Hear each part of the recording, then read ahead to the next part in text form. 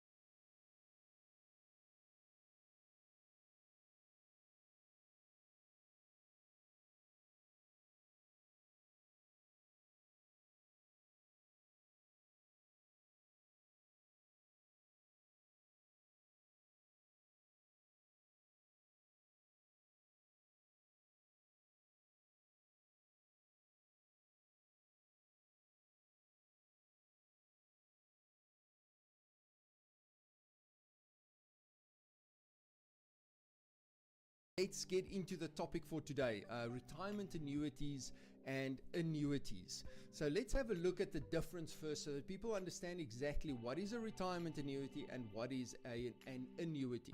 So retirement annuity is a product that was created to help you save for your retirement. So that is the product in which you save your money. So the money goes in there, it builds up a capital asset. An annuity is a product that you invest the money that you've already saved in your retirement annuity into so that it can start giving you an income on a monthly basis. So the retirement annuity is the savings vehicle. The annuity is the income generation vehicle. So those are the main differences. So people get confused when they talk about annuities and retirement annuities. So the first part of the program today is I'm going to talk about retirement annuities, what they are, how they work, and the benefits, the detriments, the pros and the cons, and all of that. And the second part, we're going to talk a little bit about annuities, what your options are, how that works. So let's look at retirement annuities first. Now, if I still remember my dates correctly, the first retirement annuity was only launched in South Africa in 1957. I could be wrong. It could be 51. It could be 56. But if I remember correctly, it's 1957. I tried this morning to go and find the exact date, but I couldn't find the exact date. But it was in the 1950s. So we tend to think that these kind of savings vehicles and the way we prepare for retirement has been around for generations. And actually it hasn't. Actually, these retirement annuities, these products have only been around for about one generation. So if you are told that this is the solution for retirement, it's not because people have proven it over and over and over again. In actual fact, if you look at the proof, most of these products don't really solve the retirement crisis, or the retirement problem. But it was launched in 1957. The first company who launched a retirement annuity in South Africa was Liberty Life, and they then, all the other companies came on board, legislation was passed, etc., etc. So what a retirement annuity actually is, it's like a personal pension fund. So it works similar to a pension fund you would have at work. It's just you contribute towards it personally, and initially it was created and developed to add to pension funds that people have. Over time, group schemes, pension funds have become less predominant. In the past, most companies, especially big corporations. And welcome back, everyone, and that was Raw from Katy Perry. So I hope everybody is all excited and energized for our discussion. We are having a great discussion off air. We must actually record that as well. But anyway, we'll get into more of that when we have another break. So let's start talking about the two-pot system that everybody's heard about. So I did a video a couple of years ago about is the government going to take your retirement fund money, when there was these talk about the government forcing pension funds to invest into infrastructure development and everything. And by far that video has had the most views. And what that showed me is that people are really concerned about what's going to happen with their retirement money. And every time there's a change, like when the Provident Fund rules and all of that changed, people are so scared they think that they're going to lose their money. So I think today we want to put people's minds at rest. So tell us a little bit about what the two-pot system is and what it's trying to achieve. Okay, great. Right, so I think the important thing to remember with the two-pot system is it's looking at changing the future structure of retirement funding, not current. So there's a lot of panic, like you say, these changes, how they're going to impact, etc. The first thing we need to remember that we've currently got a set of rules, whether you're in a retirement annuity, a pension fund, a provident fund, the current rules to your current money are remaining unchanged. So that essentially is protected. It's going to go into what we call a vested part. Old rules apply. We're bringing in a new system. Now, the idea, and often I like to take a step back to understand why we're doing this. But as it stands at the moment, we've got two retirement fund structures, right? We've got retirement annuities and we've got pension and provident funds.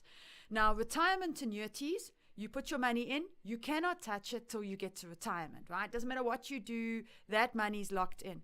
But now you've got pension and provident funds, and there you join them by virtue of your employment. You're forced to contribute, but there's this funny anomaly that says when you change jobs, you can cash out all your money.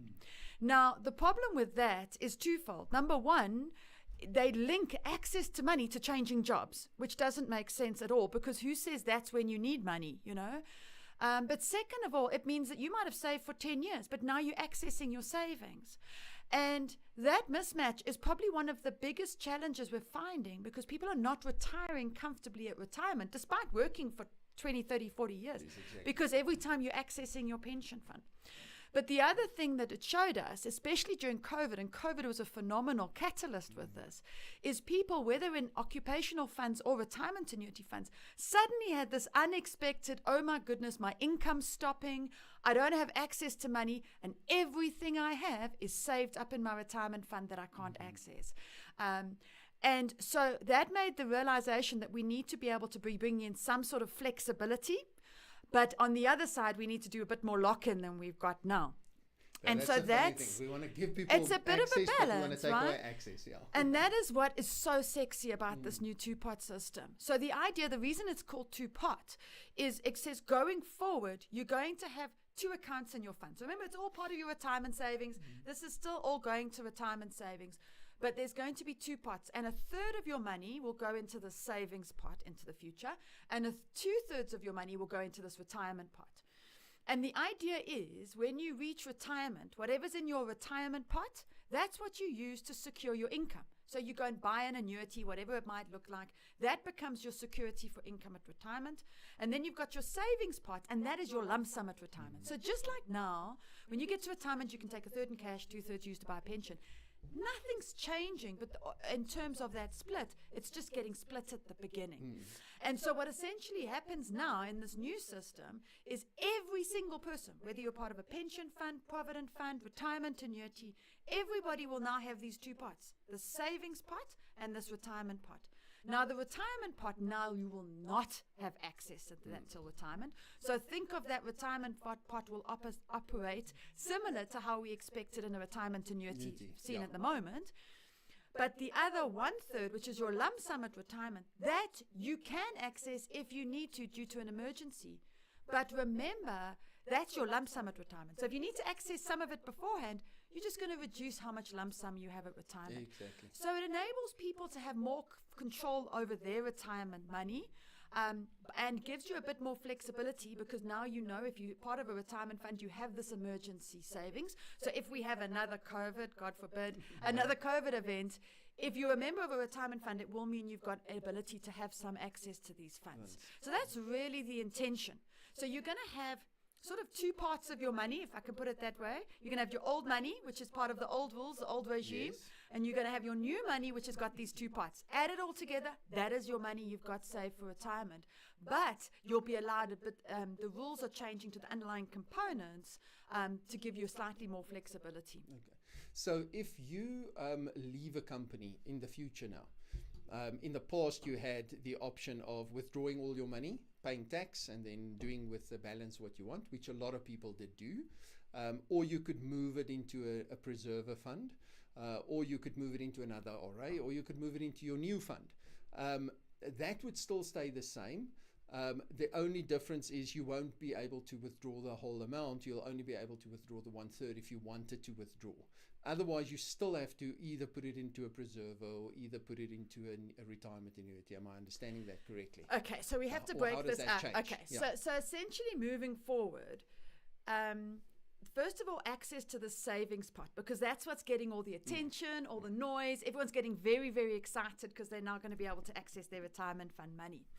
The idea around that savings pot money is you will be able, well, first of all, you shouldn't touch it. It's your lump sum at retirement. But if things don't go as planned and you need to have to access it, you are allowed to access that money once per year.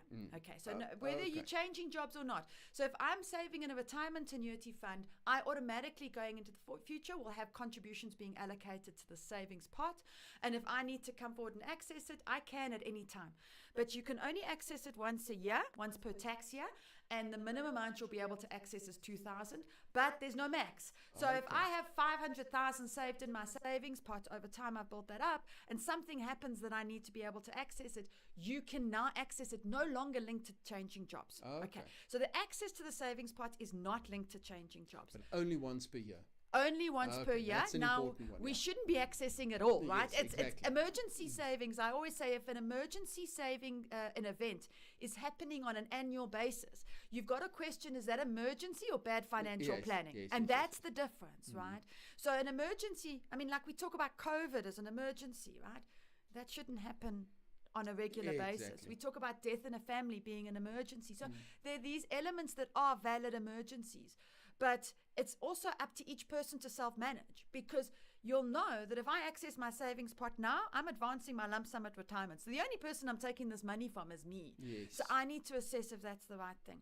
Plus, any money you take out of that savings pot will be taxed at your marginal tax rate.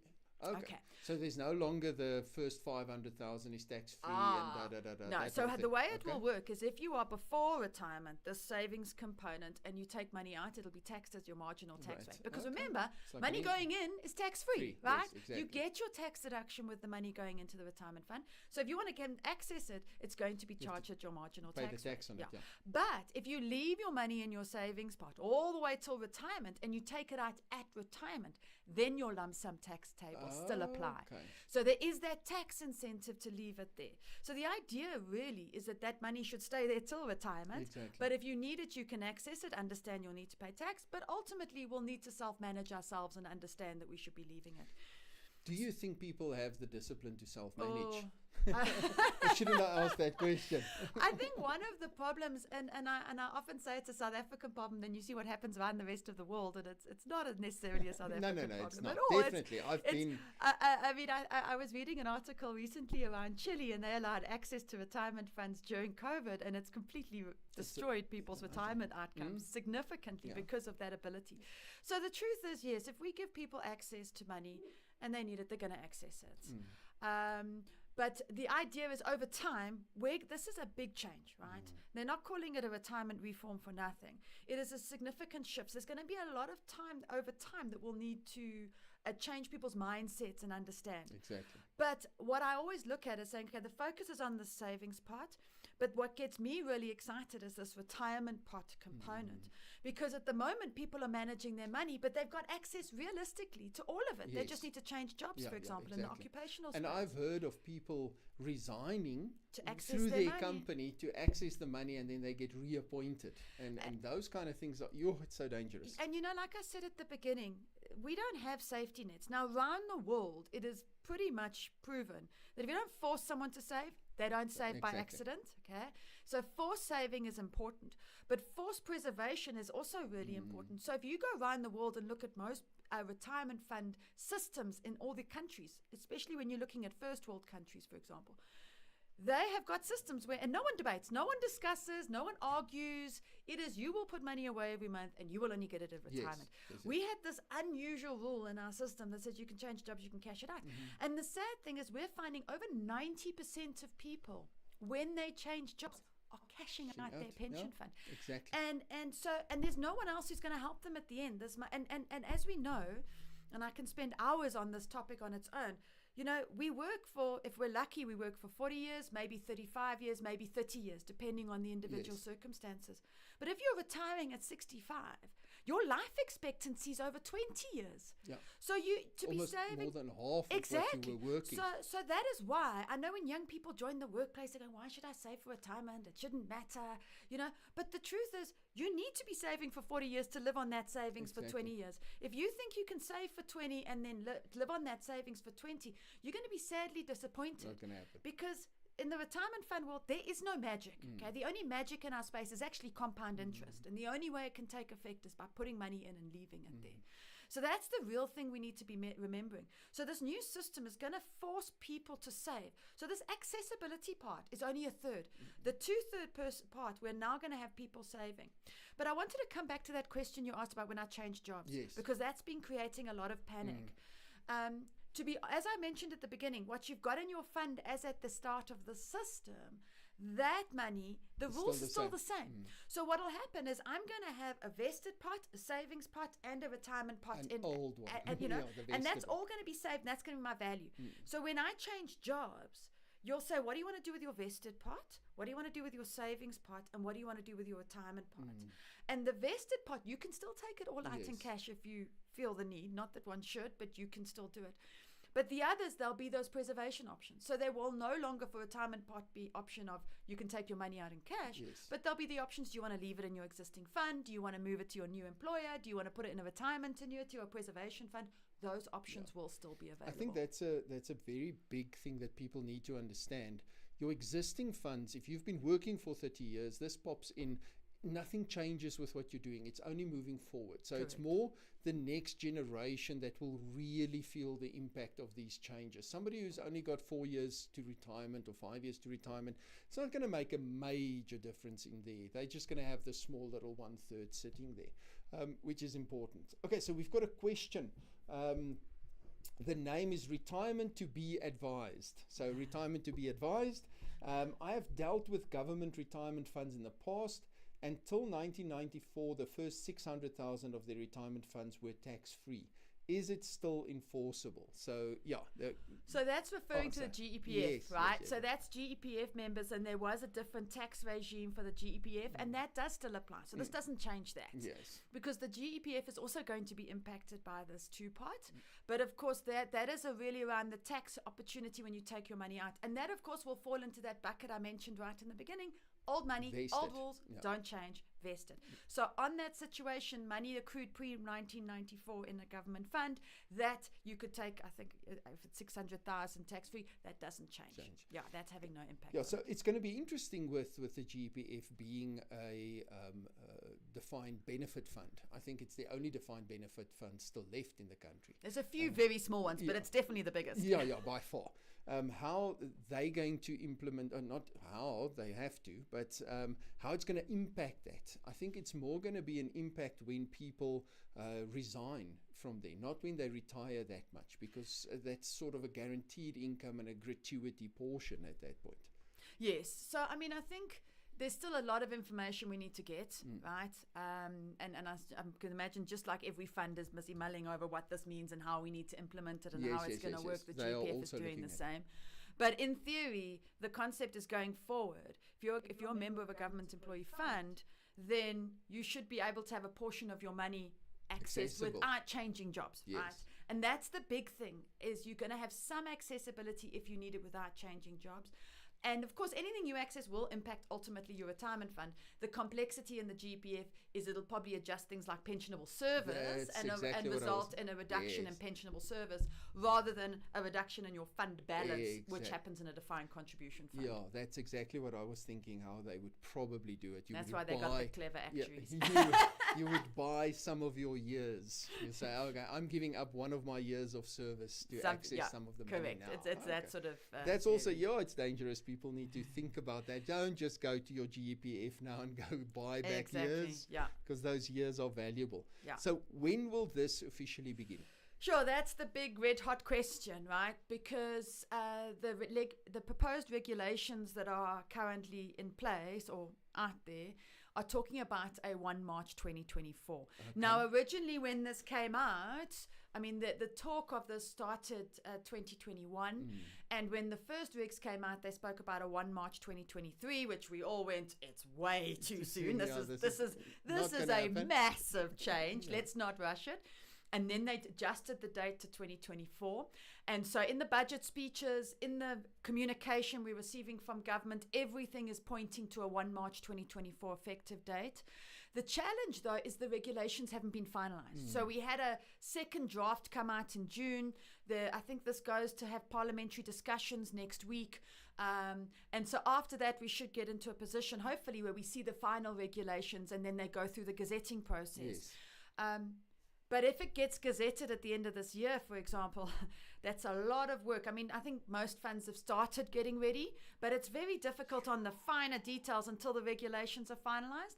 And until the regulations are finalized, things could change. Yeah. So I think at this stage, there is a general push. Well, there's the two elements. The one element is, please, as industry, we're saying, give us a bit more time to get ready because this is big. But the other side, members are saying, you know what, actually, we need access to our money. We are financially, we're in big difficulty. We know what the state is with the inflation where it is, the cost of living where it is. There's a general push to say, please, we need some of this access sooner rather than later. So I think it's a challenge National Treasury they have to make the call. I think we'll probably get a call in the next month or so. If we don't, it starts getting a bit too close to comfort. Yes. But at this stage, the proposal is 1 March 2024. But I think most of us are pushing to hope we can get a little bit more time to a 1 March 2025 date. Also, not just the systems, to give people time to understand it, to give financial advisors time to get to grips with it. This is a massive change, and I don't think it's something that should be rushed. My gut feel says we're probably going to wait until 2025. I don't want to see what the budget and the cost is for financial services providers, the insurance companies, to update systems and change this whole thing. And that's the funny thing about the industry and about South Africa. Government says this is what we're going to do, and you guys like Old Mutual and all of these guys, they just have to bear the cost and get it done. Yeah, and I mean, it's not like there's so many margins lying around. Exactly. So it is. And I mean, I think what people underplay is there's a lot of change that this comes through. You know, one element is the ability of creating these new parts of the savings pot and retirement, keeping track, the education that needs to go to members, helping them. But I think one of the biggest components is this ability to access your money. Because if you think about it at the moment with retirement funds, you only access money if you retire, you access money if you change jobs, if it's an occupational fund, or your family accesses money when you die. Yes. Okay. Now, those are the three main sources of a claim. Now, those would either come through with the assistance of your financial advisor, or they would come through with your assistance with your employer in order to process those. So that's quite simple. You've got one end of claims coming in, and the numbers are quite low. Yes. Now you're going into a world where every retirement fund member, because the one thing we didn't touch on is what government's also saying, is to kickstart the system, to get it going.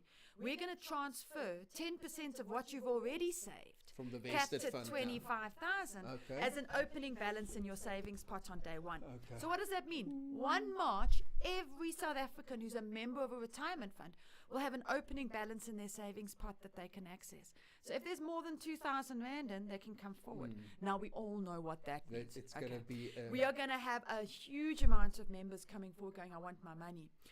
And that means a brand new claims process. Exactly. That means we have to facilitate members going directly to funds, because I'm sure most financial advisors are not going to want to be able, for their whole book, being able to manage processing these claims. It's very admin intensive. So how does one make it a direct interaction with the member? How do you help member doing it? And the volume. So if you think of an employer with 1,000 employees, the employer can't cope with all 1,000 going through them to process a claim. They'll need to go direct. And in many cases, funds haven't dealt directly with funds because they've had their advisors or they've had the employer in the way. HR, yeah. So that change is actually a massive, significant change that needs to be managed. And then it's about the communication to help members understand. Because the other thing that I find quite interesting in interacting with members is there's this misunderstanding of how much somebody's going to access on day one. Because I spoke about that two-thirds split, but that's for future money. There's no intention of giving you a third on day one. Exactly. But so many people have come forward and said, oh, I'm going to get a third of my money on day one. No, you're not. No, you're not. And it shows the complexity. But the other aspect I just wanted to touch, and I warned you I could get on this topic for hours, is around the fact that I think people underestimate how little they've got in the retirement funds. So very often, I've been saving 200 Rand, 300 Rand in my fund for the last 20 years. I must have lots. And you don't, because often that's just not enough to be putting away. And so when we talk about this and you think I'm going to be able to access, I've heard people talk about they're going to pay off their bonds, they're going to settle all their debt. No, it's 10% capped at 25. So even if you've got more than 250,000, you're going to get 25,000, less your marginal tax rate, less an administration transactional charge. Yes. You're not going to be solving every one of your finances. It will possibly help, and I think that's what it's designed to do, to help. But the real intention is that's an opening balance start for your emergency savings. So you shouldn't be coming forward and jumping on the 1st of March, because I'm not convinced every South African is going to have a financial crisis on the 1st of March. But they will find something. They will find something, but not that you have to prove it, right? Yeah. Funds are not that. You don't have to prove that. That's up to you. But the idea is that kickstarts your emergency savings. That you should keep adding to it. So it shouldn't be seen that now I can get it, I must come forward. But like you said earlier, the challenge with South Africans is if we can access something, it's in our nature to do that. So that is going to be quite a lot of education around that. Yeah, I don't want to see what it's going to look like on the 2nd of March. It'll probably be the 3rd or 4th, because the 1st of March is a Friday. Then we got the weekend, so it'll be the following week. But yeah, it's going to be. And what people also underplay is it's going to take a while for systems to get ready. The FSCA needs to approve all the rules around this. So I can't imagine there'll be a single fund that says on the 1st of March, come grab your money. It'll be like the 2nd week in March by the time everything's updated, etc. So here's an interesting question. If they then move everything with a maximum of 25,000 into the savings pot, the accessible pot, what do you call the two pots? Savings pot. Savings pot. Yeah. So the savings pot. If a person then wants to withdraw, does that withdrawal still have to go to SARS for clearance before it's approved, or is it just added to the income? It's added to the income. Okay, so there's no SARS clearance that needs to happen, like when you withdraw everything when you change jobs. So the idea. Imagine that nightmare. Yeah, can you imagine? I mean, just saying to everybody, we need to have your tax number before we can process on its own is going to be a challenge. But you're 100. Essentially, the idea is that anything you withdraw out of your savings pot falls back into your taxable income. So in our conversations with SARS and Treasury, our understanding is they're going to provide us, similar to how they do it with the pensioners at the moment, where pensions are paid. Yes, yes. And there's a marginal tax rate that is, and essentially be something similar, where there'll be a rate that is charged. It'll be deducted from the member's savings pot before paid to the member. Okay. And that money will be paid to SARS, and it'll come out in the wash when they do their annual tax Yes. return. Okay. We're still waiting. That's one of the aspects, a lot more detail on the process and the intention. But I think what was clear is there isn't intention to do a tax directive as such. Otherwise, can you imagine? Yeah, I'm You just know, thinking of it's all the tax implications of that. affairs and aligning information and old versus new ID numbers and old versus new passport numbers and all of that sort of stuff. I mean, you don't even want to go down there. Exactly. So I think our understanding is at this stage the intention is marginal tax rate, and SARS needs to still communicate a process and how that will work. But yeah. That in and of itself creates a bit of an issue if it's marginal. Because when a person's income is higher, their marginal tax is higher, Correct. and the pension fund doesn't necessarily know what that marginal Well, tax that's right. rate is. SARS will, and that's what we're going to have to do. So part of it, I mean, and the idea of it, and I think it's a really, really good idea, to be honest, because the idea is your money goes in and you're saving your marginal tax rate. If you're a middle and higher income person, then actually you shouldn't really be using your retirement fund as your emergency savings Exactly. vehicle, right? So for the average, for the individual that's saving for retirement, they're on track, everything's working, they've got a separate emergency savings vehicle, using a tax-free savings vehicle or Yeah. unit trust or something else, then that should continue, right? Then you don't touch your money, you leave it there, it continues till retirement. When you get to retirement, you get your 550,000 tax-free, and off you go. It makes sense. But if something happens before then drawing it out, yes, you will need to incur your marginal tax rate. Yes. Where it is beneficial is, for example, in a situation where you are down and out, where you do have no income that year, then your marginal tax rate actually is lower. Yes, exactly. So then you will pay a lower tax rate at that particular point in time. I'm just seeing systems to calculate all of that.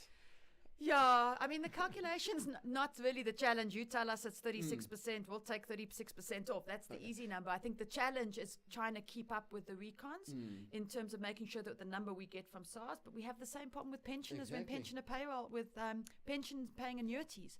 So I mean, there's going to be no perfect solution. Exactly. I mean, We just look at what was it, about 2 years ago, when the rule came in that if a pensioner gets income from an annuity and he's got more than one source and he can't prove, or I can't remember the exact thing, but then they just deducted at the maximum rate. And that was a nightmare, I just remember. Yeah. So, yeah, it's going to be interesting. It's really going to be interesting. Okay, we've got 8 minutes left, so I'm not going to go for a music break. We're just going to finish, because 8 minutes goes by like this. So one of the things is it a good thing to give people access to their money? Is it really something that will help people? Or should SARS have, or should the government actually have said, listen, retirement annuities, pension funds, no access, no nothing, like what the other countries do? Is it better or worse than another country that gives full access, or another country that gives zero access? Where would you find, or do you think it's a good middle ground? Yeah, so I think at the moment, if you're part of an occupational fund, and let's just put it in perspective, right? We've got 14 million working South Africans, and only 6 million of them are on retirement funds. So we've already got a massive gap that needs to be filled, and I think that's on National Treasury's agenda for years from now. So we have a problem where those working individuals, for a lot of them, they're only saving in a retirement fund because their employers force them, and then they change jobs, they cash out. And so we have access. We have a system where we have access, because the only place where there isn't access is in those vehicles where people voluntarily save. I mean, you opt to save for retirement annuity. That is your choice. So for the vast majority of people, especially in your middle and lower income space, they are being forced to join a retirement fund. But because they've got full access, at the end of the day, you mentioned earlier we've got highly regulated. I think we when it comes to governance of retirement funds and regulations of retirement funds, we are ranked in one of the top tier in the world. Okay, so our governance is really, really sharp. But at the moment, we've got the sexiest, smartest governance processes for a short-term savings scheme, because everybody keeps cashing out. So what this is trying to do, and I'd also love to say, let's go 100% preservation and lock it all in. But we have to be real, right? We are not a first world country. We are a third world country. We are a country where people are struggling. We are in a country where most people can barely make ends meet. And because of that, I think the fact that we're moving to a system that gives you a hybrid, where some is savings and some is locked in, is a happy medium. There's no perfect medium, right? We're never going to solve everything.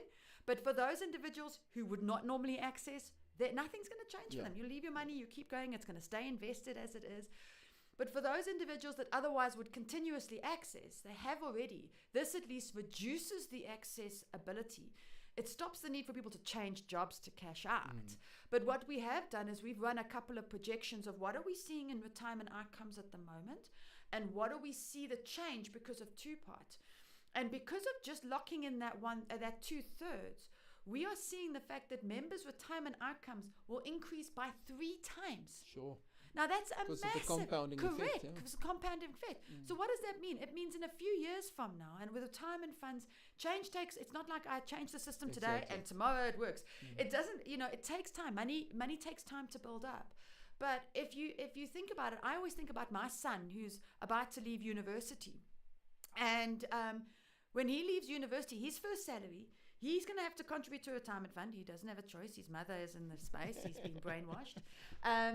And I know that at least 2/3 of whatever he puts away from the first job he has is now going to retirement. So what does that mean if you fast forward 10, 20, 30 years from now? It means we have less dependency ratios. The sandwich generation that we've currently got, where people are not only supporting their children, they're having to support their parents, starts to reduce. And these sort of changes are not going to happen overnight. It's more the next generation. Exactly. But I do believe, you mentioned people who are close to retirement now not having a major impact. We haven't gone through all the details of the regs. We'd need like 5 hours to go through that. But the concept is, yes, for someone close to retirement, we don't see this. You're not going to be accessing your because you've realized that, you need to start saving. Yes. In fact, we find people in their mid-40s start going, oops. Too late then, but you and get so, exactly that. But often it is too late and everyone starts panicking. And actually what this system does is making sure that if you start working when you're 20, 25, then actually when you get to 45, there's going to be less of an oops because you've already got a lot of money saved up. Yeah. So, last thing, as a member of a retirement fund, so you are currently sitting in a retirement fund, you have a retirement annuity. Do you have to do anything? Do you have to make any choices, any decisions that needs to be made? And if so, what are the decisions? Is there anything that people need to do, or do they just sit back and see the thing being implemented? Yeah, so I think that's a great question. A lot of people ask it, and I think the first thing is you don't really need to do anything. The system move over when the legislation's finalized will be an automatic move over, except for a very small group of people who are over 55 Provident Fund members, but I'm not going to go through that detail. Yeah. But the concept is that you will automatically move over into this new system. Your money, your future contributions will automatically be allocated. This amount out of your vested will automatically be allocated to your savings pot. And you don't have to do anything. Your investment strategy shouldn't change. Nothing else should change. So life will move on. And if you don't need your money and you're comfortable with how everything is, you'll just sit back, keep yourself abreast with the changes and what's happening. Of course, as any member of a fund, you should do that. But there's nothing you actually need to do. Yes. The important thing, though, is there's no need to panic.